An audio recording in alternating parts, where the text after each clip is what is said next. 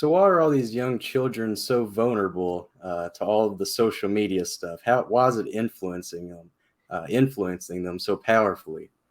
Yeah, well, I heard a really interesting insight this morning. Abigail Schreier wrote a book called Irreversible Damage, which Hmm. is really good in covering this subject. And she said elsewhere, not in that book, that someone was asking, what about this religious component to transgenderism? And she said, well, for the secular person, these new genders are like a soul. And so, for those who don't have like a religious background, an idea of spirituality and eternity, we're looking for something beyond just the material, and these idea of this new gender, this something that is more profound to the reality of me than even my body, is something that they're grasping to. Because you look at what Vatican II said, that when God is forgotten, the creature itself grows unintelligible.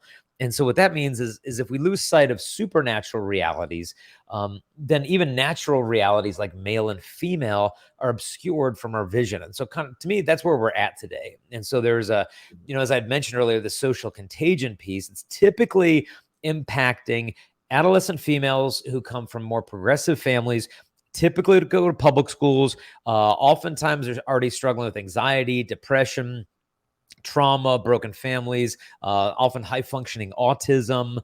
And then they're in a social circle where like one girl comes out as trans. And then before you know it, it's 5, 6, 7, 8 of them on the same campus. And so there used to be room in the world for tomboys, but now if you are kind of more masculinized in your interests or hobbies or attire, then it's like, oh, well, you're trans. Like that's kind of the very myopic view to diagnose anyone who is not gender conforming. And so to me, there is a big social contagion piece to it that's especially impacting the young females.